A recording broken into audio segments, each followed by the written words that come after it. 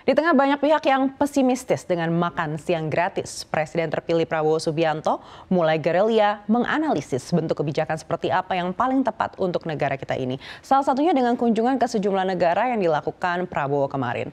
Belajar dari negara-negara yang berpengalaman dengan program ini menjadi salah satu kunci untuk membuktikan pro kontra ini bukan sekedar janji manis. Lalu seperti apa di negara lain, kita akan bahas dalam Keliling Dunia mengulik janji manis makan siang gratis. Kita lihat slide yang pertama. Secara demografi mungkin negara kita mirip dengan India, meskipun jumlah rakyatnya jelas lebih banyak di sana ya. Tapi India sudah berpengalaman memberikan makan siang gratis sejak tahun 1995. Nama program ini di sana adalah MDMS atau Midday Meal Scheme. Program ini bertujuan mengatasi kelaparan di kelas dan mendorong anak-anak miskin yang termasuk kelompok kurang mampu untuk bersekolah secara teratur dan lebih berkonsentrasi.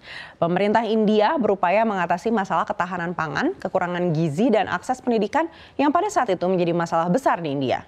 MDMS merupakan program makanan di sekolah terbesar di dunia dengan menjangkau 125 juta anak berusia 6 hingga 14 tahun. Masalah terbesar yang dialami adalah penerapannya dalam skala besar, mengingat jumlah penerimanya adalah yang terbesar di dunia ya. Untuk itu pemerintahnya mencari dukungan masyarakat dan juga swasta untuk bisa membantu. Pemerintah mulai bekerja sama dengan organisasi nirlaba dan juga LSM. Setelah kerjasama tersebut sukses, baru terlihat efektivitas pelaksanaan program itu. Kerjasama tidak hanya dalam bentuk implementasi, tapi juga merancang dan mengelola program hingga pengaturan pembiayaan. Dana untuk biaya memasak dan honor pekerja didapatkan dari patungan pemerintah India pusat dan pemerintah negara bagian dengan perbandingan 60-40. Kalau dilihat dari jumlah dananya per tahun 2021 hingga 2022 anggaran yang keluar, kalau dirupiahkan ya setara 23,7 triliun rupiah. Sedangkan di 2023 hingga 2024 ini turun sedikit jadi 21,45 triliun rupiah. Artinya besaran dana yang dibutuhkan ini tidak selalu naik ya tiap tahunnya, wajib dihitung secara presisi karena ada kemungkinan turun juga tergantung jumlah siswa pada saat itu. Kalau siswa yang baru masuk ternyata tidak sebanyak yang lulus, berarti anggarannya ya mungkin saja berkurang. Nah itu dari India, lalu bagaimana dengan dari China? Kita akan cek slide berikutnya. Kalau ke China, Presiden terpilih Prabowo Subianto sudah langsung bertandang ke sana bertemu Xi Jinping untuk studi banding lah ya. Program makan siang gratis di China dimulai sejak tahun 2011. Tujuannya meningkatkan gizi untuk anak-anak di wilayah pedesaan yang luas. Jumlah anak yang mendapatkan makan siang gratis pada tahun itu berkisar lebih dari 600 anak di 1.762 kabupaten, di 29 provinsi, dan 40 juta siswa pedesaan. Total dana yang dikeluarkan selama 10 tahun terakhir ini kira-kira mencapai 22 miliar dolar Amerika Serikat. Kalau dirupiahkan mungkin sekitar 349 triliun rupiah. Setelah 10 tahun baru terlihat hasil positif di mana rata-rata tinggi badan anak perempuan yang menerima makanan itu meningkat sekitar 1,69 cm. Anak laki-laki meningkat 1,54 cm. Tapi dalam prakteknya cukup banyak tantangan. Kita tahu bagaimana kondisi ekonomi China berubah drastis. Artinya selera masyarakat juga berubah termasuk selera makannya. Akibatnya subsidi yang tadinya 3 yuan per anak jadi naik ke 4 yuan per anak. Harga makanan pokok juga naik berlipat-lipat sehingga anggaran yang dibutuhkan menjadi semakin tinggi. Akibatnya pejabat di tiap daerah harus mampu mengakali agar kualitas makanan yang diberikan tetap bisa terjamin. Sayangnya ketika dilakukan survei oleh lembaga CFDR banyak terjadi penyimpangan. Khususnya subsidi yang diberikan langsung untuk keluarga pedesaan malah dibelanjakan bukan untuk memperbaiki kualitas makan anak-anaknya. Akhirnya dilakukan perubahan subsidi. Makanan dari yang diberikan langsung ke keluarga diberikan ke sekolah untuk makan siang di sana.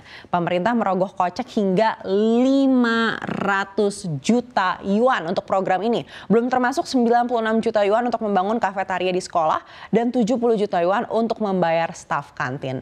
Nah ini bisa jadi pelajaran juga untuk Indonesia agar penyimpangan bisa diantisipasi sedari awal. Karena kalau diserahkan langsung ke pihak yang tidak bertanggung jawab, nanti tidak efektif karena mungkin tidak diterima juga oleh anak-anaknya. Nah berikutnya kita akan cek seperti apa di Amerika Serikat. Kalau di Amerika Serikat, program makan siang gratis ini sudah dilakukan lama sekali ya, sejak tahun 1946 ketika era Presiden Harry Truman. Isi program ini adalah memberikan FRPL atau Free or Reduced Price Lunch kepada siswa di sekolah. Namun tidak semua siswa di Amerika Serikat yang mendapatkan program ini, hanya yang memenuhi syarat saja, yaitu siswa-siswi yang keluarganya memiliki pendapatan di bawah standar alias low income students. Berdasarkan indikator pendapatan keluarga, sekolah negeri di Amerika Serikat ini dibagi menjadi beberapa kategori, yaitu ada low poverty schools, ada mid low poverty schools, dan juga ada mid high poverty schools. Nah, ini tergantung tingkat kemiskinannya seperti apa. Kalau berdasarkan data dari National Center for Education Statistics, siswa penerima manfaat di low poverty schools ini berkisar kurang dari 25% dari seluruh siswa di sekolah tersebut. Dan di mid low poverty schools berkisar sekitar 25,1 hingga 50%. Sedangkan di mid high poverty ini mencapai 75% dari siswa yang ada di sana. Jadi bisa dilihat ya, dari Amerika Serikat benar-benar presisi untuk menghitung berapa banyak sih penerima yang pantas mendapatkan makan siang gratis. Artinya bukan semua siswa bisa mendapatkan program ini. Bahkan di dalam satu sekolah ada yang dapat dan ada yang tidak dapat. Nah, positifnya lebih efektif dan efisien pastinya karena menyasar target yang benar-benar membutuhkan. Tapi di sisi lain bisa terjadi kecemburuan sosial atau bahkan menyebabkan siswa yang menerima manfaat menjadi minder karena dibedakan dari yang lain. Nah, biaya-biaya sosial ini juga harus diperhatikan pemerintah kita agar tidak menyebabkan masalah besar di kemudian hari. Kalau di Indonesia sendiri masih terus digodok ya seperti apa program ini akan berjalan. Namun bocoran sementara anggaran yang dibutuhkan katanya ini mencapai 400 triliun rupiah dan penerima manfaat adalah balita, siswa sekolah, hingga ibu hamil. Wah, tentunya berbeda ya dengan negara-negara yang sudah tadi saya jelaskan. Tapi untuk kepastiannya seperti apa, ini masih menjadi hal yang kita tunggu bersama. Termasuk juga sumber dananya. Semoga pengawasannya juga ketat agar hasilnya bisa mencapai target dan kita bisa mencapai cita-cita Indonesia Emas 2045.